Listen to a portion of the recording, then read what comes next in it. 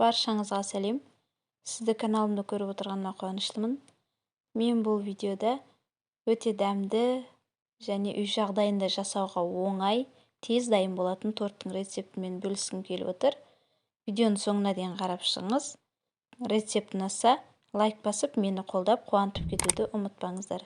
Сіздерге жиі оңай әрі жеңіл рецепттермен бөлісіп отыруға тырысатын боламын. Ең алдымен бізге бөлме температурасында тұрған 6 жұмыртқа қажет. Жұмыртқамызды ыдысымызға салып, осылай миксердің төменгі жылдамдығынан бастап араластырамыз. Қантымызды аз-аз бөліктен бөліп араластыруға кеңес беремін. Миксерімізді осылай сағат бойымен айналдырып отырып, 5-6 минут бойы араластырамыз. Жұмыртқамыз 2-3 есе массасы көтеріліп, ақ түске енгенге дейін араластырамыз. Осылай бізде жұмыртқамыз ақ көпіршікке айналды.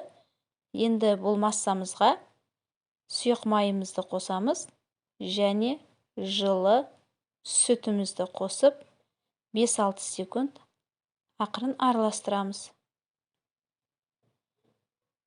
Осы ыдыстағы ұнымызға разрыхлителді салып, қасықпен араластырып жібереміз.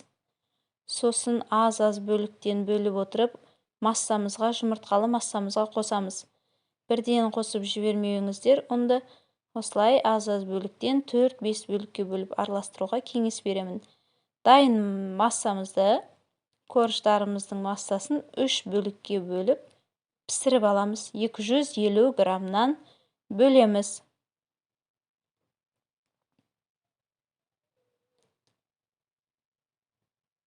Бұл 3 бөлікке бөліп алған массаларымызға егер өздеріңіз қаласаңыздар, мак қосып пісіруге болады, араластырып.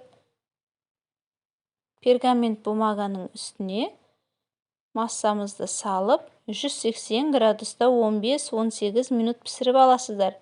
Немесе мен сияқты осылай асты майланған табаға салып пісірсеңіздер де болады.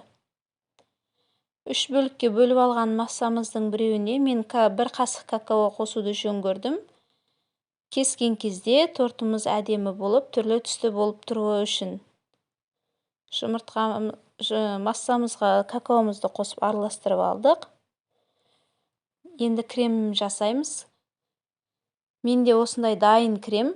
Сіздер өздеріңіз қалаған кремдеріңізді алып қолдансаңыздар болады. Сливкидан немесе сгущенкадан жасалған кремді қолдансаңыздар болады. Осылай сливкилі кремімізді, менде дайын крем ғой, енді бұл араластырсақ болғаны, мен осылай 5-6 минут араластырдым. Өзінің қалыбын ұстап тұратын жағдайға жеткен кезде миксерлеуді тоқтатамыз. Енді корждарымызды жинаймыз. Дайын корждарымыздың арасына кремімізді жағып, бір-бірінің үстіне қойып жинап шығамыз тортымызды. Дайын тортымызды жинап болған соң, крем жетпей қалады ма деген сомнение болмау үшін кремдеріңіздің 1/3 бөлігін тортымыздың жанын және үстін безендіруге алдын ала алып қойсаңыздар, сосын қорықпай арасына жаға бересіздер кремді бөліп.